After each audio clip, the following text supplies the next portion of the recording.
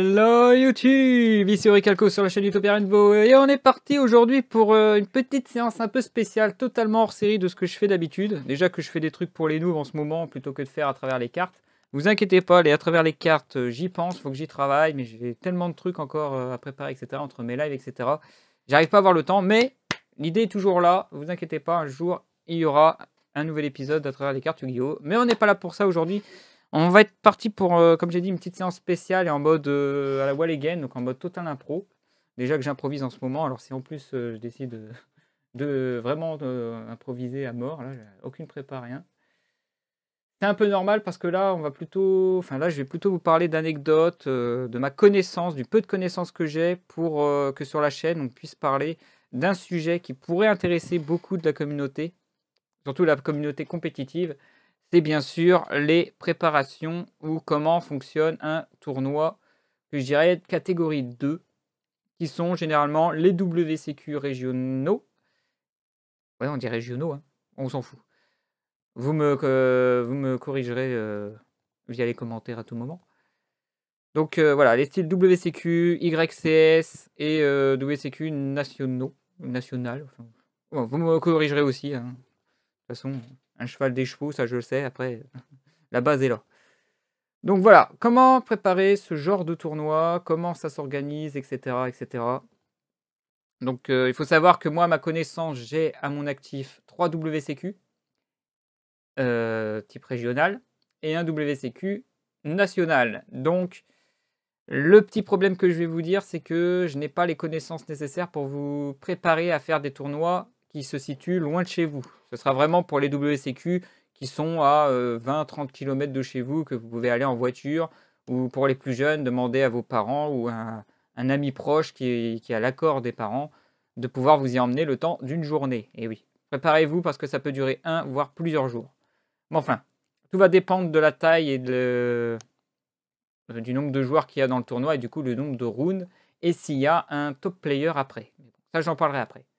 Bon, enfin, alors, un WCQ, pour commencer, ça s'inscrit. Alors, pour s'inscrire, rien de plus simple et rien de plus compliqué aussi, c'est d'aller sur le site.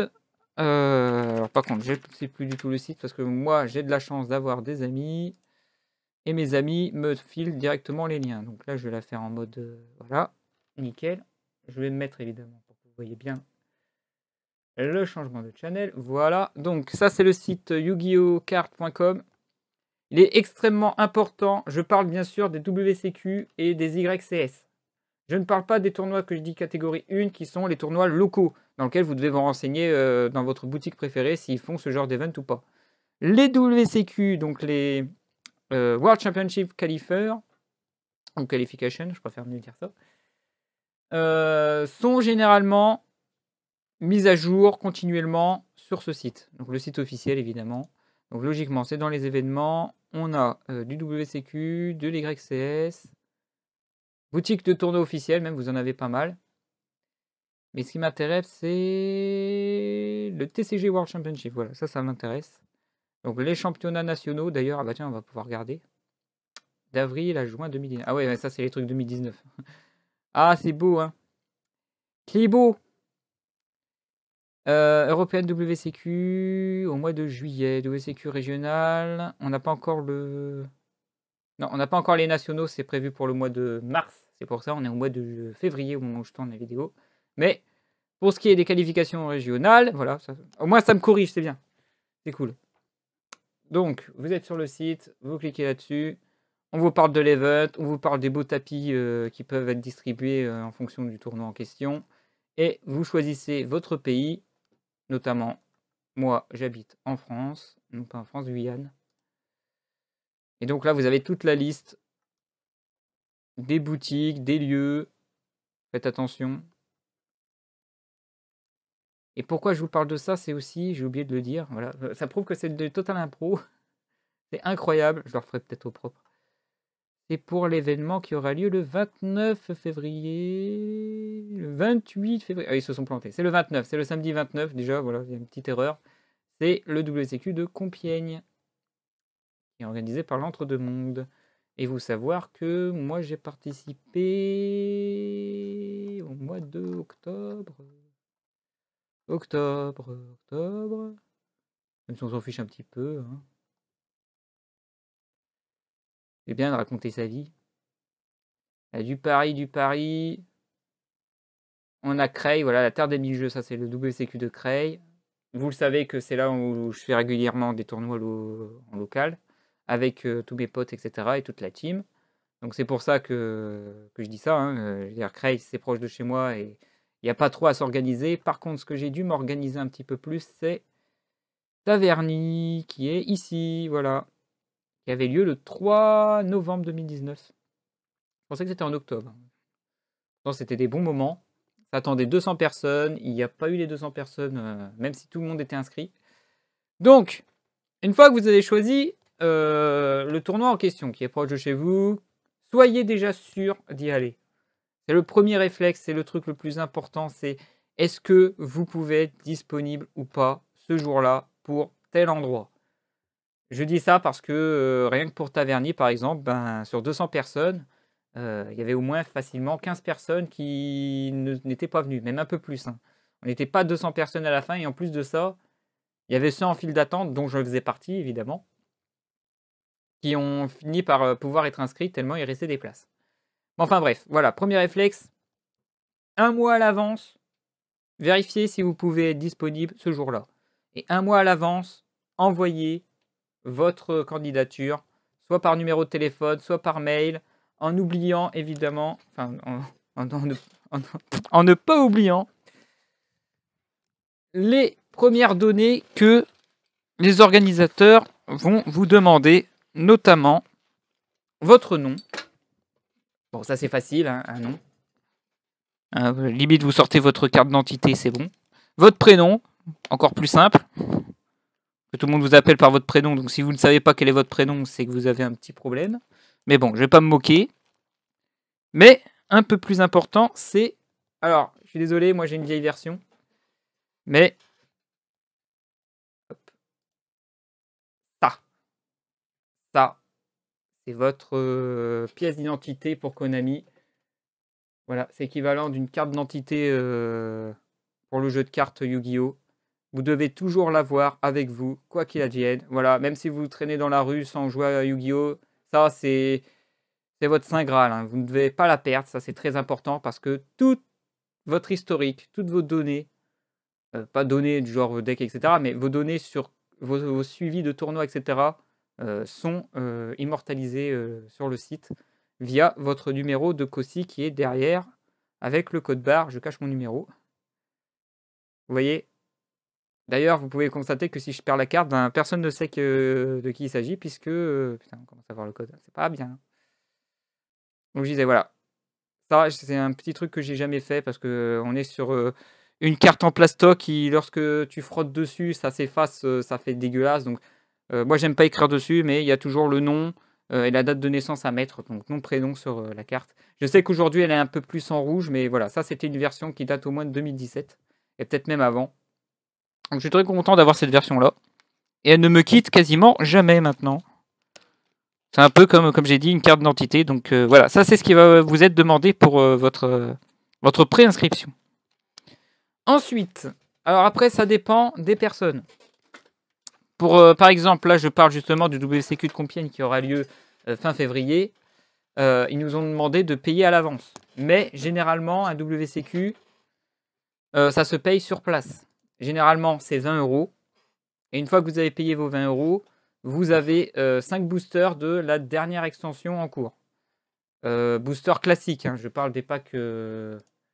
Par exemple, là, chez nous, actuellement, au moment où je tourne cette vidéo, on a l'assaut de l'Ignition. Le Lignition. Le Ligniton. Bon, enfin, vous avez compris. Avant, c'était un pack du chaos. Après, il y a eu le soulèvement de la fureur, pardon. Néo-tempête des ténèbres, etc. Qu'est-ce que je parle bien. C'est beau. Donc voilà. Ça, c'est vraiment la première chose que vous devez faire. Une fois que vous avez tout préparé, que vous avez tout donné, normalement, on vous envoie une réponse. Les organisateurs vous disent « Oui, vous êtes sur la liste, etc. » ou « Non, on n'a plus de place, vous êtes en liste d'attente. » Et donc, vous avez sur leur Facebook, etc., notamment, crois, sur Compiègne, on peut le faire. Je vais y aller vite fait aussi, tac. Ah non, ça c'est pas bon, ça c'est autre chose. Yu-Gi-Oh! WCQ Compiègne 2020. Et là, logiquement, on a le Facebook, voilà. Et notamment la liste des participants qu'on peut voir alors qu'il n'y a pas besoin de s'inscrire. Donc je vais vous remettre le truc. Donc voilà. Normalement, il vous envoie le mail disant c'est bon, vous êtes inscrit, il n'y a pas de problème. Et la liste des joueurs, elle est là. Et on a un beau tableau. Et comme ça, je vais pouvoir aussi savoir combien on est actuellement sur Compiègne. Et peut-être s'il y a des grands noms qui peuvent participer. Parce que ça, je vais le dire après, mais faut s'attendre quand même à un peu d'expérience. Hein.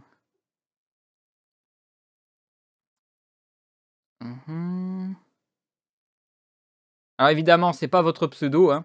C'est que le nom et prénom. Ah, déjà 61 personnes, hein, ça a monté vite. Hein. La semaine dernière, on n'était qu'une vingtaine. Donc toute la team est dans les premiers. À vous de les retrouver. Nanana. Il y aura des filles.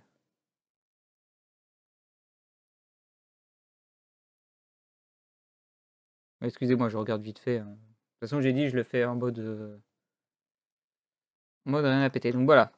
Ça dépend après des sites, etc. Mais le plus important, c'est votre mail de confirmation ou votre appel.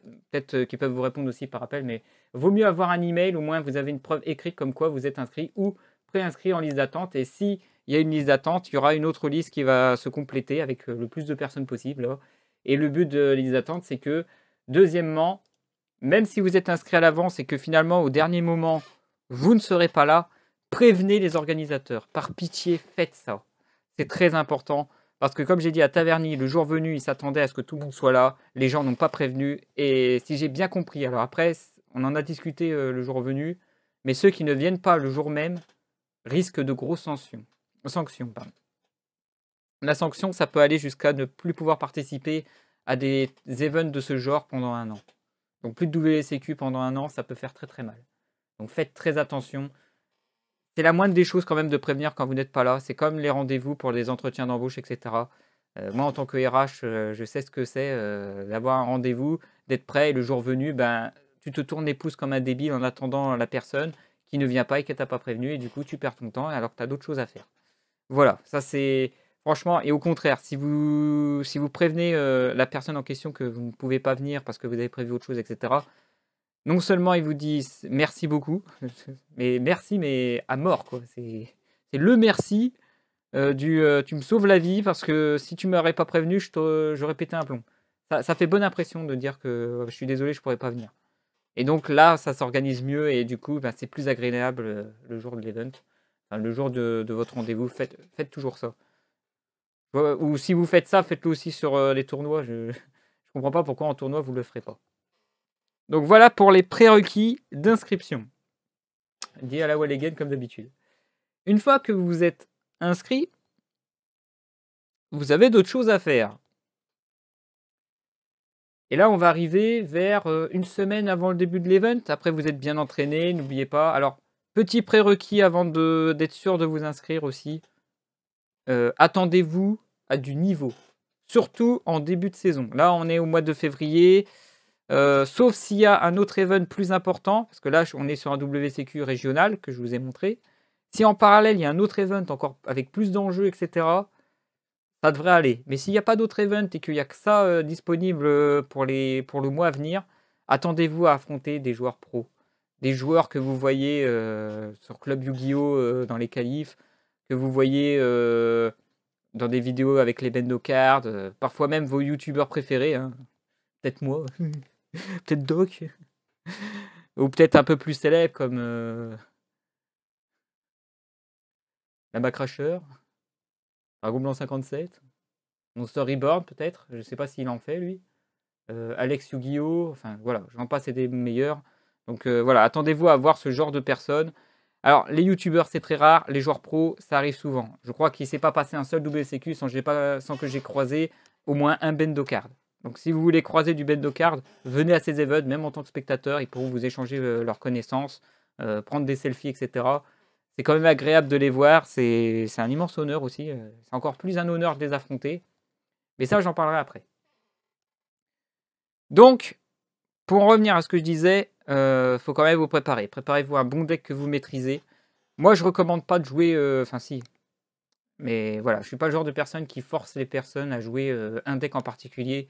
Jouez votre deck à votre meilleur niveau possible pour le jour J. Et le jour J, vous devez être à votre paroxysme. Vous ne pouvez pas faire mieux au niveau de votre perf avec le deck que vous utilisez.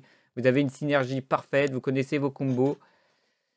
Et vous allez voir que vous allez quand même faire de la merde pour une autre raison, mais ça j'en parlerai après.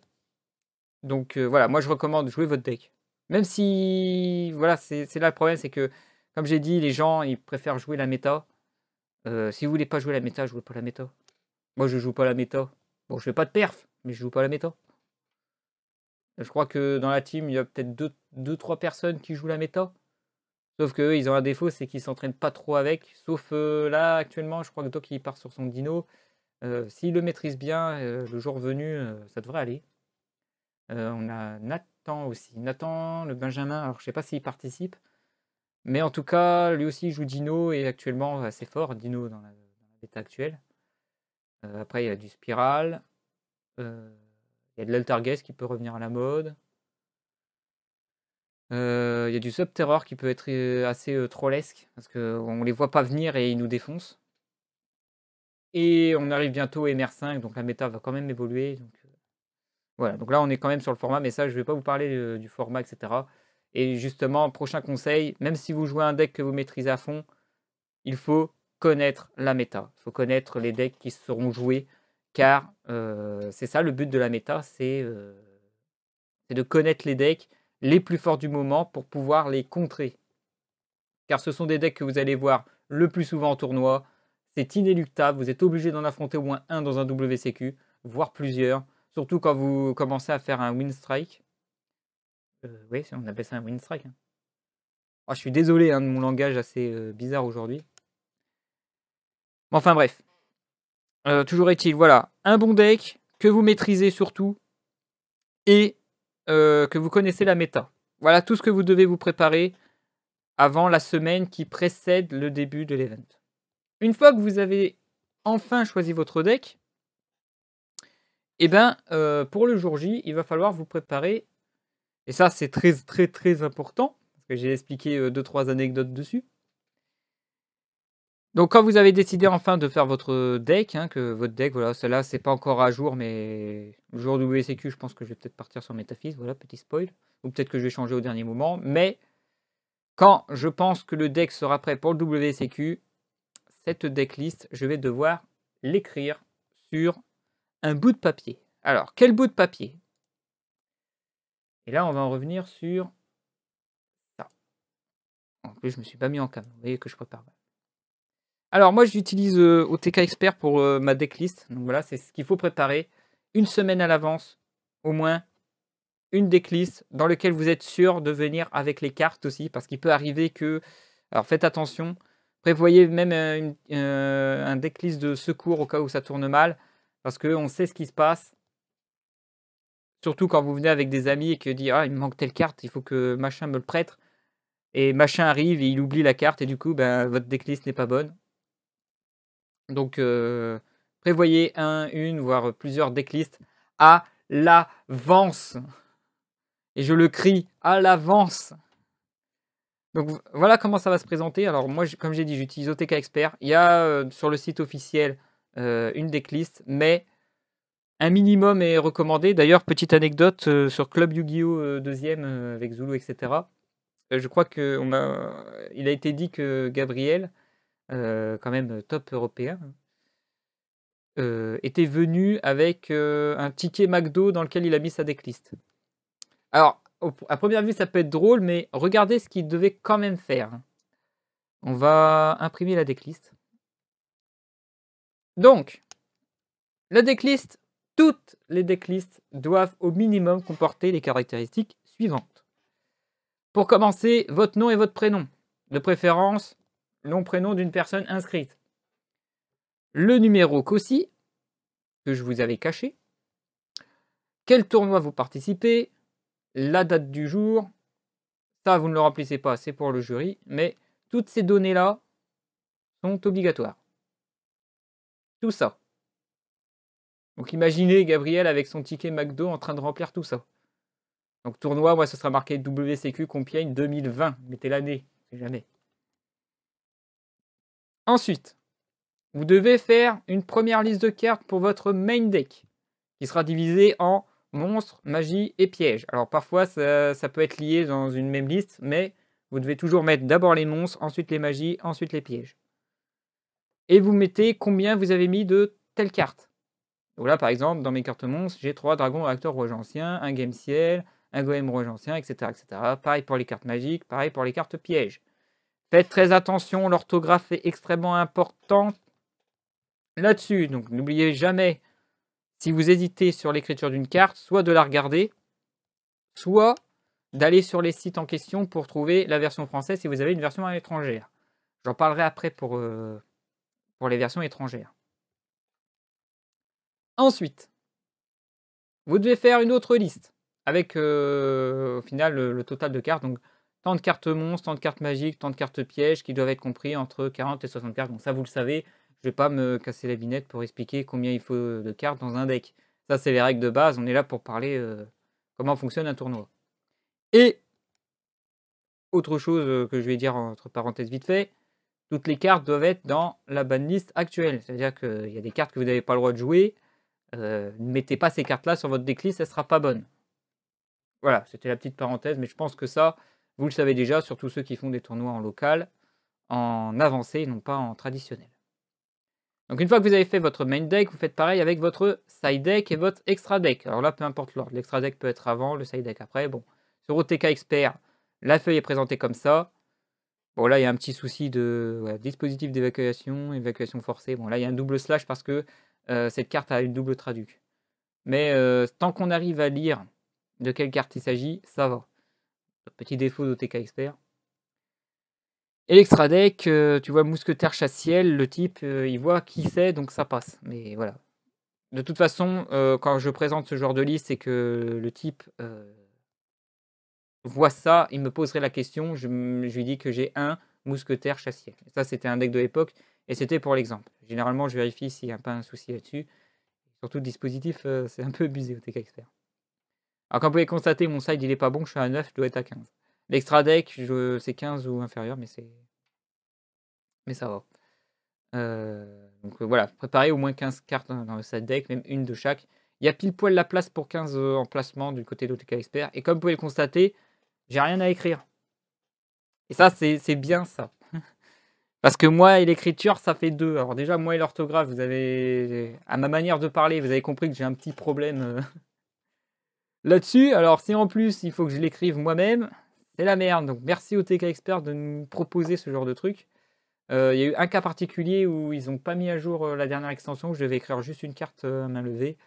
Croyez bien que c'est un calvaire, surtout que c'est écrit en caractère classique et pas en attaché, ce qui est... Bon, c'est bien parce qu'on arrivera mieux à me lire, mais voilà. Je préfère encore leur présenter ça à partir d'une liste OTK Expert et qu'au moins ils voient tous comment c'est, que d'avoir leur liste vierge à écrire à main levée. Donc pourquoi je vous parle de ça en particulier? C'est parce que, pour vous donner une idée, j'ai bien 3 WCQ régionaux, enfin régional, et un WCQ national. Combien de fois? Même toutes les fois, je veux dire, voilà, ça fait 4 au total. Les 4 fois, pendant qu'on faisait la queue, qu'est-ce qu'on voit? 3-4 personnes qui font la queue, on ne sait pas pourquoi, mais leurs decklists n'ont pas été faits. Et du coup, au lieu de faire leur decklist dans leur coin tranquillement, non, ils font la queue et en même temps, ils font leur decklist. Une queue, c'est une file d'attente d'environ 10 minutes. Ça, j'en parlerai après quand on commencera le tournoi, j'expliquerai plus en détail. Mais leur problème, c'est qu'une fois qu'ils auront passé ces 10 minutes, alors qu'une decklist qui s'écrit à main levée comme ça dure 30 minutes. Hein. Ça ne dure pas 5-10 minutes. Hein. Surtout, il faut bien l'écrire, il ne faut pas oublier le nom, prénom, etc. Sinon, on embête tout le monde. Et du coup, ça fait un gros tas de personnes en début de queue qui sont en train de remplir leur decklist et qui vont carotter parce qu'ils ont commencé à faire la queue et qui doivent finir faire la queue. Donc du coup, ils sont obligés de laisser passer des gens pour rien, et qu'au final, au moment où ils ont fini leur decklist, hop, ils carottent quand même. Alors qu'ils doivent refaire la queue, enfin, voilà. Donc s'il vous plaît, faites votre decklist jusqu'au bout. Et d'avance, comme ça, le jour venu, il n'y a pas de problème. Et prévoyez, comme j'ai dit, une decklist de secours si vous demandez à un ami de vous prêter des cartes au cas où il les oublierait. Moi, je suis assez paranoïaque là-dessus, donc il faut vraiment que vous ayez au moins une decklist où vous êtes sûr d'avoir les cartes. Qui soit conforme avec la banlist. Voilà. C'est tout ce que je demande, avec les données demandées, de cette manière, obligatoirement. En plus, il y a des petits espaces avec OTK qui est bien, c'est uniquement pour les judges. Donc 2 fois auxquels vous êtes inspecté, parce que vous pourrez être inspecté, etc. Mais ça, j'en parlerai après. Donc là, vous avez votre decklist, vous la gardez précieusement dans votre sac, quelque part, dans une poche, etc. Vous voyez, c'est un bout de papier, de toute façon, une feuille A4 maximum. Vous pouvez prendre une feuille A2, allez, le gros parpaing, etc. Mais voilà, votre deck list est prête. On arrive du coup à la veille du tournoi. Et la veille du tournoi, vous devez vous assurer d'avoir 2-3 accessoires, de bien préparer votre sac et potentiellement de quoi vous préparer pour la journée. Très important. Donc déjà, premier point important, et c'est là que je vais sortir le sac. Alors certains objets ne sont pas obligatoires, mais c'est plutôt... c'est fort recommandé. Alors déjà pour commencer, vous avez fait votre decklist. La veille, votre deck est prêt. Donc soit le deck avec la liste de base où vous êtes sûr d'avoir toutes les cartes, soit vous rajoutez des trous sur certaines cartes pour votre ami quand il vous rapportera les cartes le jour venu. Donc moi généralement voilà, c'est la veille, donc c'est dans une boîte, comme ça s'abîme pas. Assurez-vous aussi d'avoir sur chaque carte des protège-cartes, pas abîmés, important, pas abîmés. C'est très important de vérifier chaque protège-carte. On est dans un WCQ, on n'est pas dans un tournoi local. Et le problème des WCQ, c'est que les gens, parfois, je dis bien parfois, hein, pas tout le temps, vont s'amuser à vérifier si vos protège-cartes sont conformes ou pas. Et il arrive parfois que des gens perdent une game juste parce qu'une de leurs protège-cartes était un peu abîmée, car cela est un souci de marquage de cartes. Donc faites attention, vérifiez bien vos protège-cartes. Vous pouvez, si vous souhaitez, pour l'extra deck, avoir des protège-cartes de couleurs différentes. Alors ça fait débat pendant un petit moment. Parce que il me semble, pour la petite anecdote, que Konami, à un moment, a voulu que toutes les protège-cartes soient de la même couleur. La communauté a fait fuck, et du coup, Konami est revenu sur sa décision. Voilà, ça c'était pour la petite anecdote dont j'ai entendu parler. Je ne participais pas au tournoi à ce moment-là, mais en tout cas, voilà. Protège-cartes pour le main deck, protège-cartes différentes pour l'extra deck, parfois la même carte. Dernière parenthèse sur la mise à jour des protège-cartes. Comme vous pouvez le constater, les protège-cartes sont des protège-cartes simplistes. Ils sont du type Dragon Shield. Je les trouve assez forts comme ça, donc il n'y a pas de souci là-dessus. On voit bien la carte de l'autre côté, version française, ça j'en parlerai après. Pareil pour les autres protège-cartes, Dragon Shield jaune. Alors moi je rajoute aussi des jetons avec leurs propres protège-cartes qui sont des protège-cartes rouges Dragon Shield. Alors petite parenthèse, hein, les jetons c'est pas nécessaire, vous pouvez les mettre dans les cartes classiques, mais j'aime bien avoir des sleeves là-dessus. Et puis ces sleeves là sont les seuls sleeves que c'est pas grave si elles sont abîmées, de toute façon c'est des tokens. Voilà. D'ailleurs, dernière parenthèse, faites très attention le jour venu, parce que je sais que dans la méta il y a des monarques.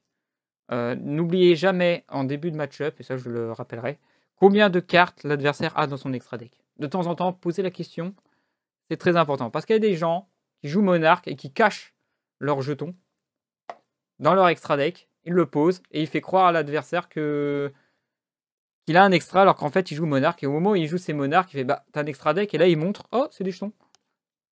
Voilà, petite parenthèse plus ou moins importante. Le truc qui n'a le moins d'intérêt, c'est dommage parce que c'est un cadeau que m'a fait Araka. Le Field Center.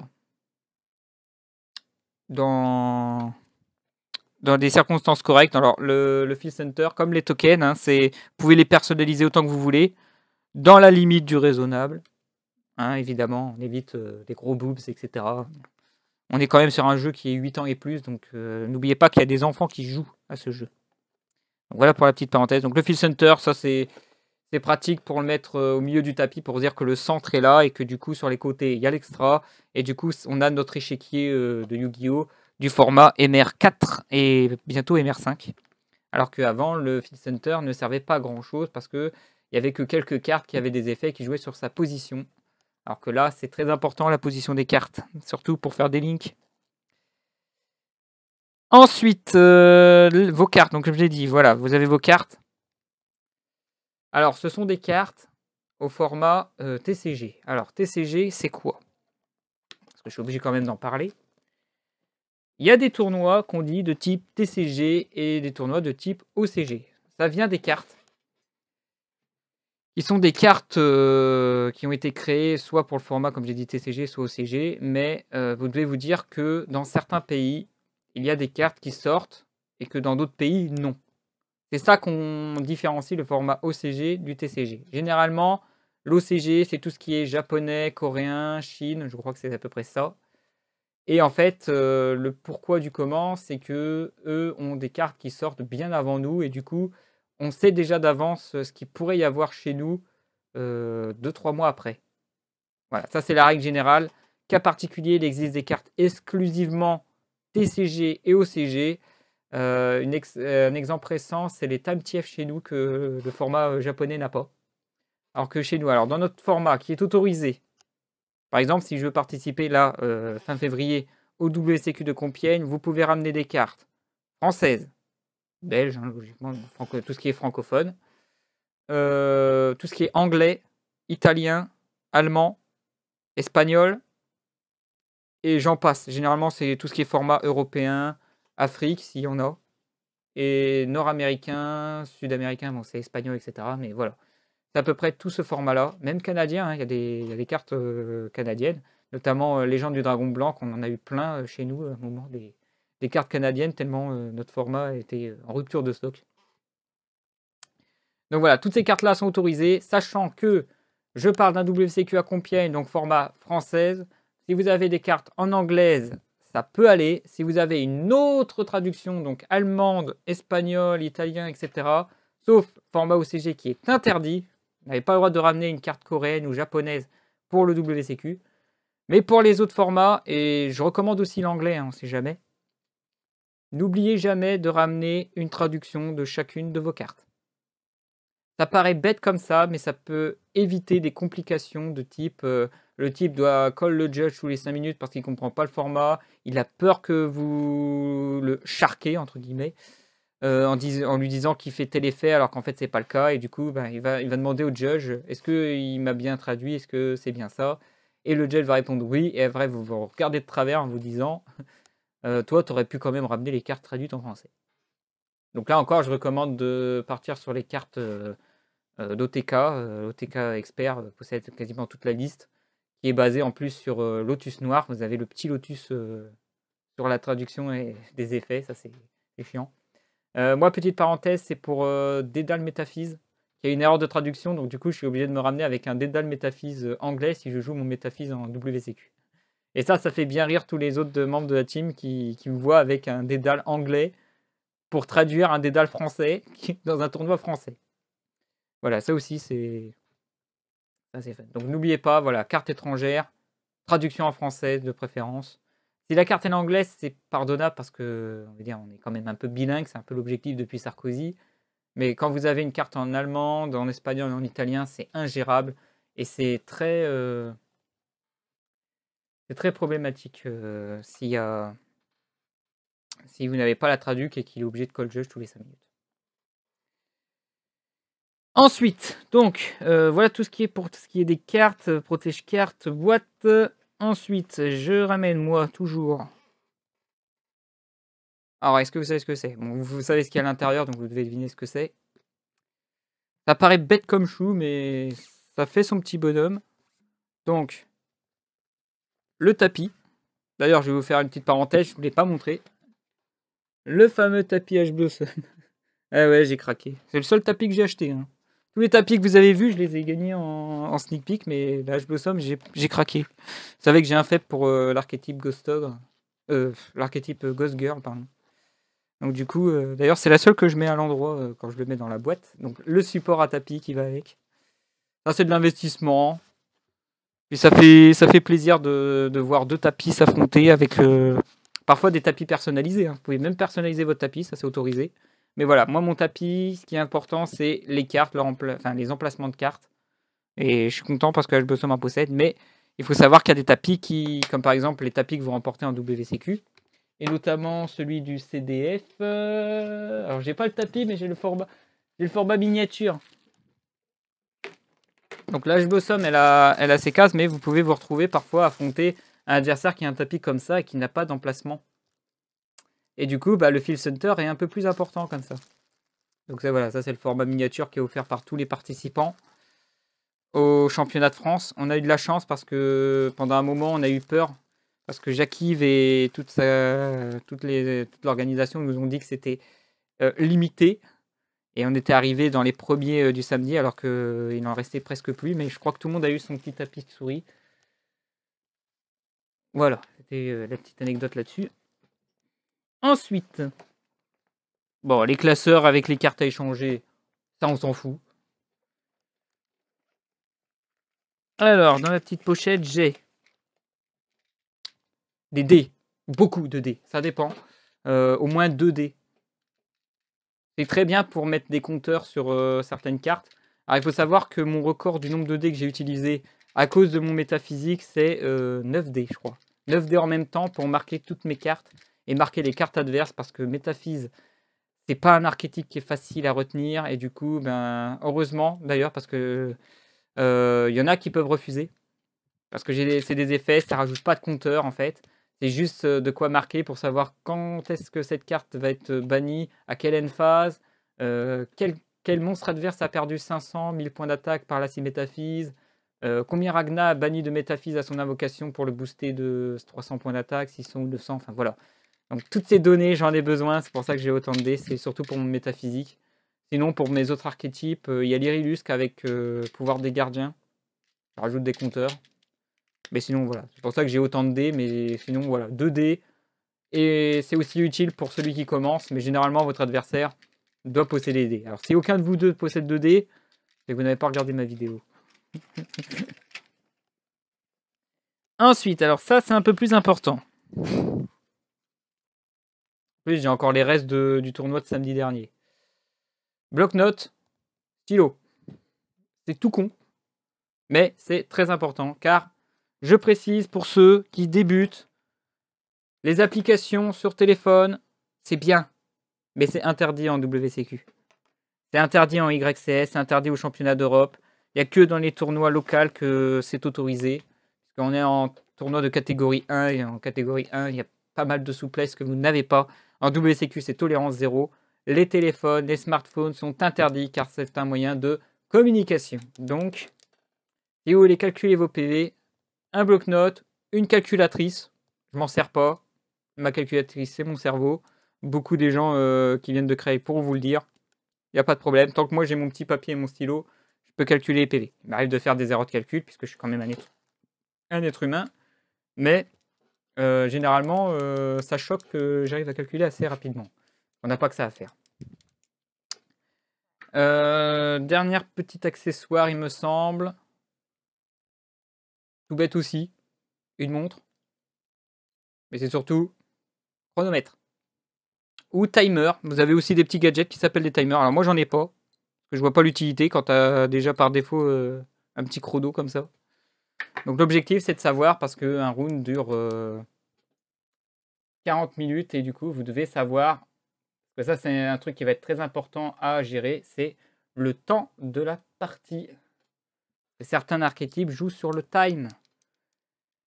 Donc voilà, je crois que c'est à peu près tous les accessoires qui sont importants. Après, des accessoires un peu plus inutiles, un classeur, des protège-cartes de secours, ça je ne l'ai pas dit.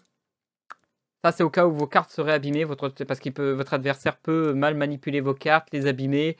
Et si vous ne les changez pas, votre adversaire pourra dire « Oh bah t'as marqué la carte » alors que c'est lui qui l'a abîmée. Ça arrive. Ça m'est pas arrivé, mais ça arrive. Ça a déjà arrivé à quelqu'un. pouvez regarder dans d'autres vidéos, il y a des gens, ils se sont plaints que ça leur est arrivé. En cherchant bien, vous pouvez les trouver. Mais c'est arrivé. Donc ça peut encore arriver encore aujourd'hui. Même si généralement ça n'arrive pas, il y a toujours au moins quelqu'un qui va être mal intentionné là-dessus, qui va chercher la petite bête juste pour grignoter quelques places et gagner parce que les enjeux sont vraiment très élevés. Ensuite, si le tournoi dure plusieurs jours, donc là on va commencer à parler des choses moins importantes niveau tournoi en lui-même, mais on va parler de votre préparation extérieure. Donc comme j'ai dit, voilà, des protège-cartes, classeurs pour l'échange si vous voulez ou pas, un sac à dos dans lequel vous pouvez tout mettre, que vous ne devrez jamais quitter, que vous devez mettre entre vos genoux, sous votre chaise pendant votre match, et non pas à côté, qui traîne partout, et du coup les gens qui passent à côté trébuchent et se cassent la gueule, surtout les judges, qui en ont marre d'avoir un sac qui traîne, et pas qu'un seul, des dizaines de sacs qui traînent sur leur chemin, c'est chiant. Alors que vous avez une chaise, sous la chaise, il n'y a rien, vos pieds sont devant, mettez le sac dessous, vos sacs dessous. Donc ensuite, bon bah tout le train-train, le mec bipolaire qui est énervé d'un seul coup, qui se recalme. Donc après, bon bah ça après c'est le classique, hein, votre porte-monnaie dans une sacoche ou n'importe où, là où vous le mettez d'habitude, hein, avec un peu d'argent pour payer l'inscription de préférence, votre carte évidemment. Ensuite, comme j'ai dit, donc un tournoi ça dure minimum une journée entière. Donc préparez de quoi vous nourrir. Moi je sais, tous mes potes le savent, je viens avec un sandwich, emballé dans du papier alu, une petite canette de coca, ça fait mon bonheur, ça me fait tenir la journée, let's go, c'est parti. Après, je vous recommande plutôt de préparer un sandwich d'avance, comme j'ai dit, la veille. Parce que si vous commencez à vous dire, ah bah là-bas, il y a un super resto, etc., la fausse bonne idée. Surtout quand c'est un tournoi, parce que ça arrive. Donc, premièrement, jamais de resto, quelque chose de rapide. Parce qu'un tournoi, sauf cas exceptionnel, ça ne s'interrompt pas. Ça veut dire qu'entre deux rounds, vous avez 5 minutes, et après on est reparti. Les 5 minutes, c'est le temps que les organisateurs vont préparer le prochain match-up en mettant les résultats. Donc, préparez quelque chose de rapide. C'est pour ça que moi, je ramène un sandwich. Généralement, dans des gros events comme ça, ils prévoient justement, soit à côté des stands, etc., qui peuvent préparer des sandwichs. Mais c'est la fausse bonne idée de se dire, bah, comme ils ont des stands ou qu'il y a un truc pas loin, je vais y aller parce que tout le monde va avoir la même idée. Du coup, vous allez faire la queue et potentiellement rater votre prochain match. Donc moi, ce que je recommande, c'est préparer de quoi manger qui ne dure pas longtemps, qui dure 5-10 minutes, le temps que vous le mangez rapidement, et hop, on passe à autre chose. Après tout, vous êtes là pour le tournoi Yu-Gi-Oh!, vous n'êtes pas là pour manger. C'est juste exceptionnellement pour la journée. Ou peut-être 2 jours, si le tournoi dure 2 jours, comme un championnat national, auquel il y a tellement de rounds qu'on est obligé de diviser la journée en 2 parties. Là, c'est un peu plus coton. Enfin. Et je crois que c'est à peu près tout. Après, des vêtements, hein, vous n'arrivez pas à poil. Prévoyez du déo parce que vous pouvez suer. Et je rappelle que les dernières règles stipulent que quelqu'un qui sent mauvais peut être renvoyé très poliment chez soi. Mais bon, voilà, ça c'est les détails de la déconnade. Donc, dernier petit conseil, je vous ai parlé, ouais, si votre ami ramène des cartes, etc. Évidemment, un WCQ, ça se prépare pas seul. Venez avec des amis. Même si parfois ils peuvent être assez relous, du genre, ah bah t'as perdu, moi j'avance. Donc il y a de la jalousie, mais c'est plus fun de venir à plusieurs qu'en solo. Pour l'instant, j'ai de la chance. Je suis avec une team qui est plutôt active à ce niveau-là. Quand on a envie de faire un gros event, comme par exemple le WCQ de Compiègne, on se met tous ensemble, on réfléchit si tout le monde est disponible, comment. La preuve, même pour le transport, c'est pratique parce que là, on n'utilisera qu'une seule voiture pour aller à Compiègne. Tellement nous, on est proches les uns des autres et que c'est proche de Compiègne. Par contre, pour les endroits plus lointains, je suis désolé, j'ai aucune connaissance là-dessus. Et ça nécessite l'organisation pour le transport, encore plus compliqué avec les trains, avec les voitures, venez comme vous voulez. Mais il faut se préparer au moins plusieurs semaines à l'avance en espérant qu'il n'y ait pas de panne, qu'il n'y ait pas de problème de retard, etc. À la limite d'arriver la veille, il faut prévoir un endroit pour dormir. Donc nous, par exemple, au CDF, comme on n'était pas loin de l'événement, qui était à Villejuif, et que sur le chemin, il y en avait un qui habitait pas loin. On va dire, pas loin, c'était à peu près 1 heure et demie de route, si je ne me trompe pas. par voie rapide, etc. Donc on n'était pas loin, mais il fallait partir vraiment à l'avance. On a dormi chez lui. Donc voilà, ça ou un hôtel ou prévoyez quelque chose. Mais là-dessus, je peux pas vous aider plus parce que je n'ai pas encore fait d'event assez loin pour prévoir un hôtel ou etc. Et puis c'est cher, hein. Franchement c'est très cher. Donc il faut vraiment bien se préparer pour ce genre de tournoi. Moi ce que je vous ai dit, c'est vraiment les tournois qui sont proches de chez vous, dans une journée, tout ce qui est le plus classique. Donc voilà, c'est à peu près tout. À partir de là, vous êtes prêts, vous dormez, vous rangez votre cerveau, vous vous reposez bien. Et là, vous commencez le jour J, vous vous levez. Dernière petite mise en place, vous avez prévu quand même la durée du trajet pour arriver. Tout dépend, il faut arriver à l'heure. Généralement, c'est 9h arriver là-bas.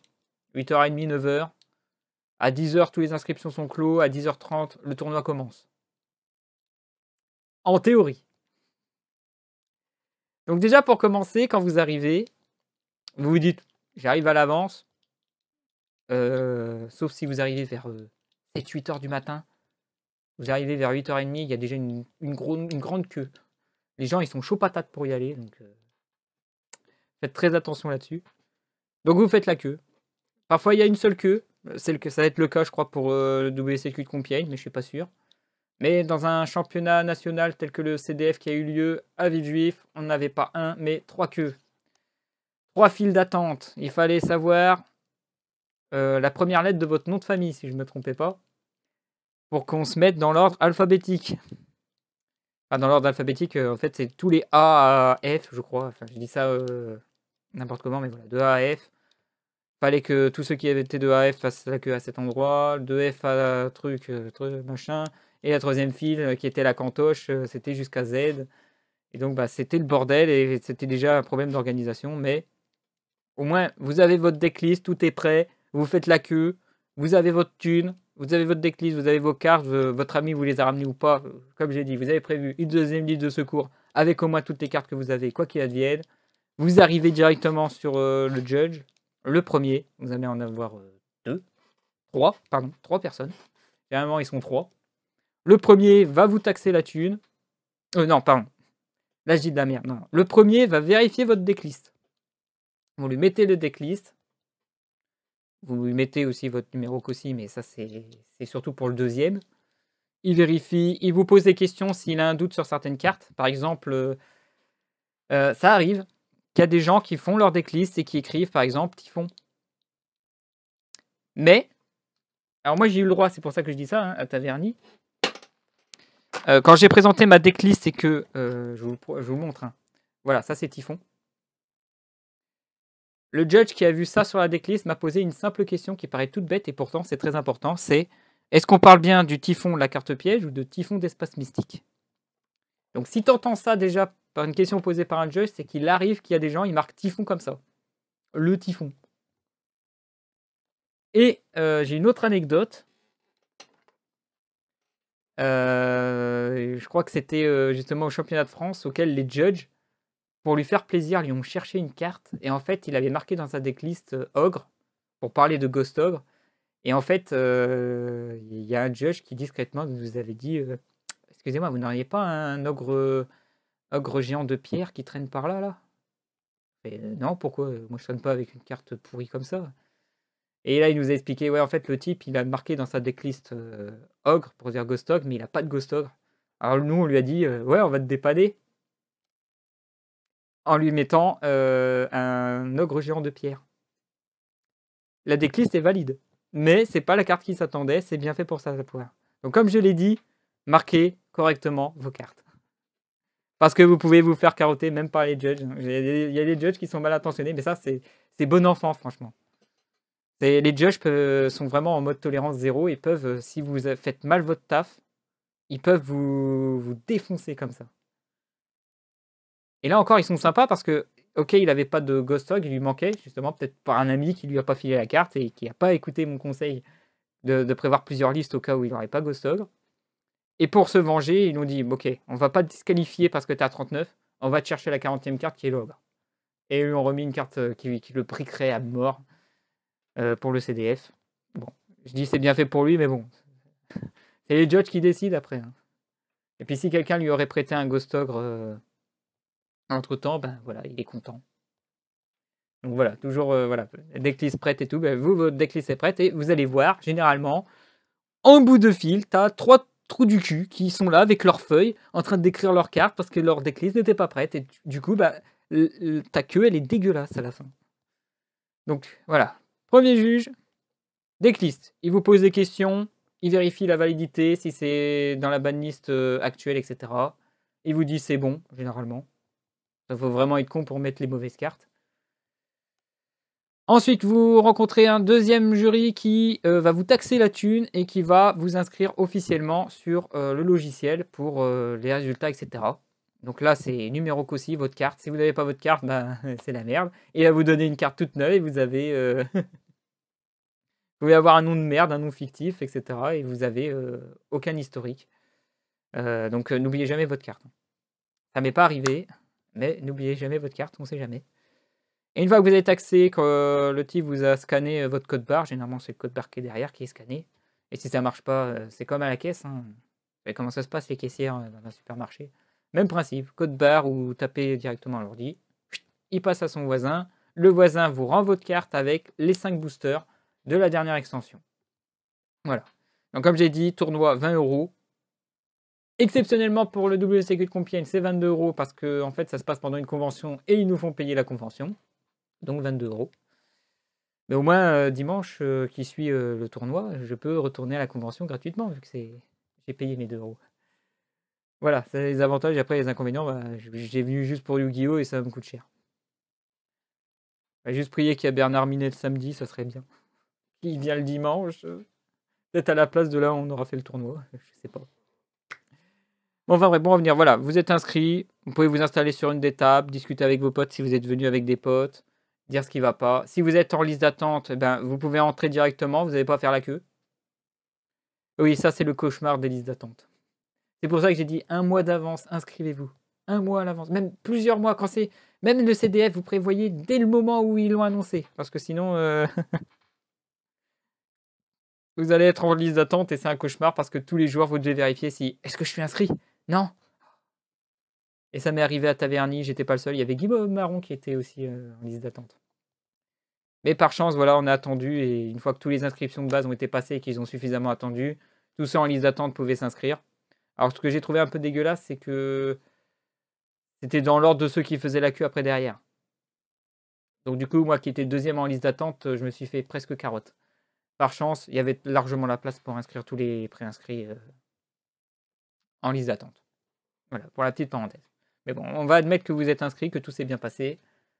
Vous checkez une dernière fois votre deck, vous checkez une dernière fois vos protège-cartes, vous regardez les stands s'il y a des stands, voilà, vous vous occupez le temps que les autres s'inscrivent. Et c'est long. Vous ouvrez vos boosters aussi. Et comme je dis, c'est long. C'est très long. C'est très très long. Et vous pouvez regarder votre montre à 10h30. Oui, ça commence. Mais non, il manque encore des inscriptions. Et oui. Et ça, c'est le gros défaut de tous les tournois de catégorie 2. Les tournois ne commencent jamais à l'heure. On s'inscrit parce qu'il y a des trous du cul qui sont en train de remplir leur decklist, parce qu'il y a une liste d'attente et que tous les préinscrits qui étaient inscrits oublient. Donc du coup, il faut inscrire ceux qui étaient en liste d'attente. Voilà, plein de choses, des problèmes, des bugs quand on est très très nombreux. C'est toute une organisation. S'il n'y a pas assez de membres de jury, s'il n'y a pas assez de judges pour suivre en série, parce que là c'est vraiment la logistique le truc, et ben ça prend du temps. Et du coup, WCQ de Taverny, le tournoi a commencé vers 10h30, 11h. WCQ de Creil, quasiment pareil. Championnat de France, midi 30, parce qu'il y a des problèmes de logiciel, il y avait tellement d'inscrits que après, en fait, ce qui se passe, c'est qu'une fois que tout le monde est inscrit, il y a un rituel. Au début, c'est chiant. Après, les judges annoncent un truc assez rigolo. Je vous explique. Les judges finissent leur inscription, lancent le tournoi. Et là, les judges commencent à s'éparpiller un peu partout dans la salle et mettre des feuilles. Une fois que les feuilles ont été placées, il y a quelqu'un qui va annoncer le fait que ça y est, vos noms sont affichés sur les feuilles, venez voir votre adversaire. Vous avez le temps. Je le dis franchement, vous avez le temps. Parce que restez assis sagement, attendez 5 minutes. Vous prenez pas la tête, vous attendez 5 minutes. Et si, par exemple, comme par hasard, l'un des premiers qui a regardé sur la liste fait partie de la table dans laquelle vous êtes assis, parce que là où vous êtes assis, c'est une table qui va être utilisée pour le tournoi, logique. On va pas faire d'autres tables, une table pour liste d'attente, une table pour le tournoi, ça serait débile. Attendez simplement. Et quand ça commence à se vider, allez-y, regardez qui est votre adversaire, sur quelle table, et allez-y. Parce que franchement, si vous y allez dans les premiers, vous allez vous faire bousculer, c'est un bordel. En plus, si vous avez un sac, alors là, c'est le meilleur moment de vous faire voler quelque chose à l'intérieur de votre sac. Parce que la bousculette est tellement énorme que quelqu'un peut carrément vous ouvrir le sac, vous ouvrir en grand, vous prendre un truc, refermer. Ni vu ni connu, je t'embrouille. Vous êtes tellement bousculé que vous ne le voyez plus derrière vous. Vous voyez des têtes partout, c'est le bordel. Donc attendez un peu, tranquille. Allez voir votre liste. Alors, les feuilles se présentent de la manière suivante.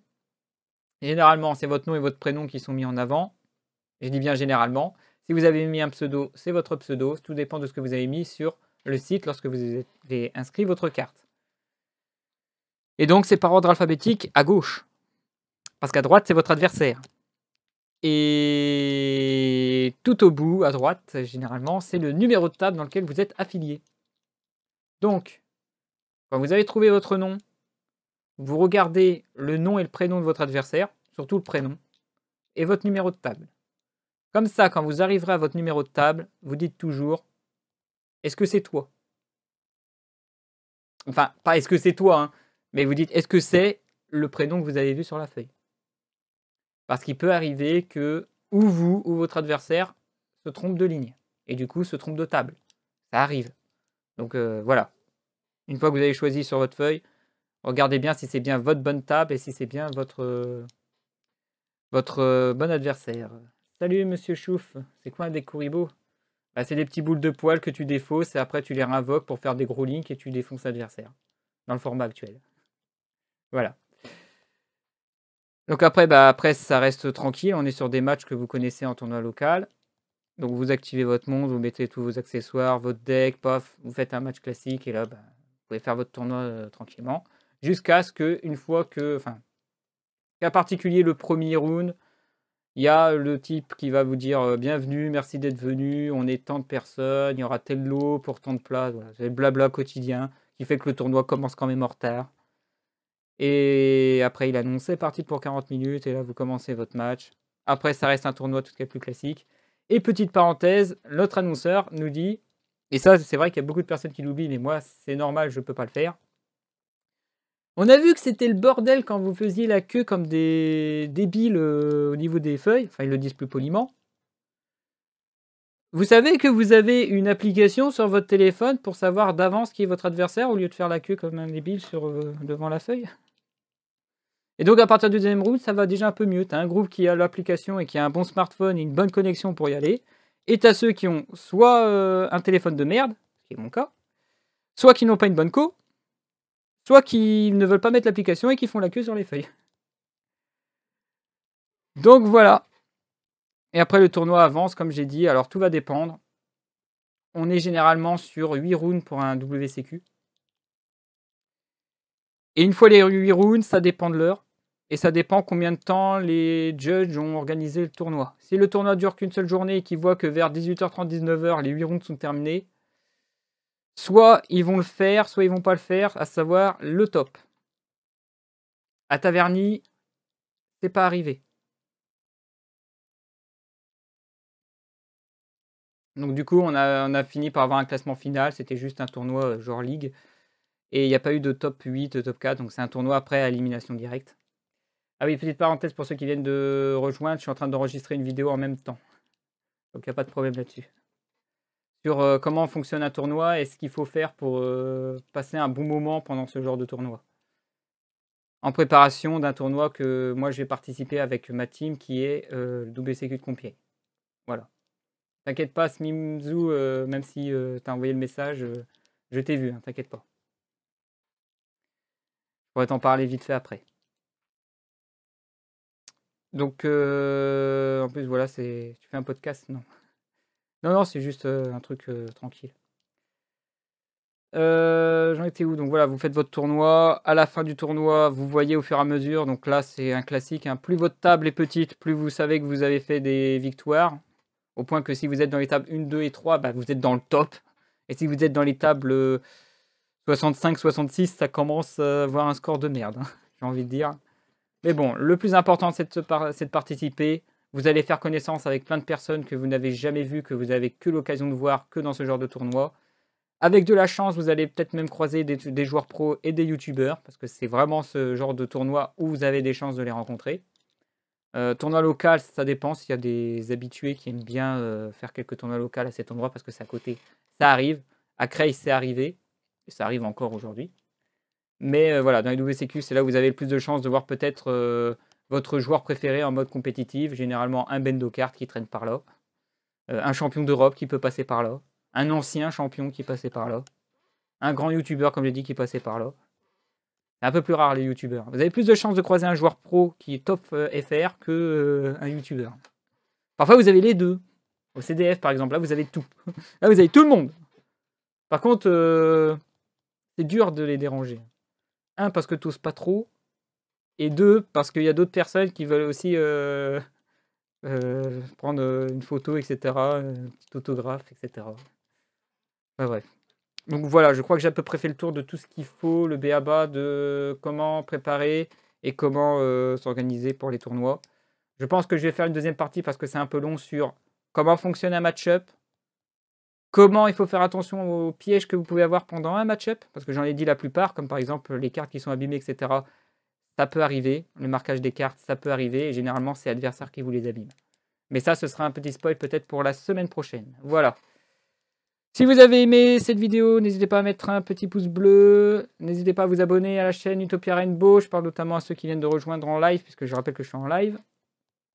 Et on se verra une prochaine fois pour un match-up en tournoi.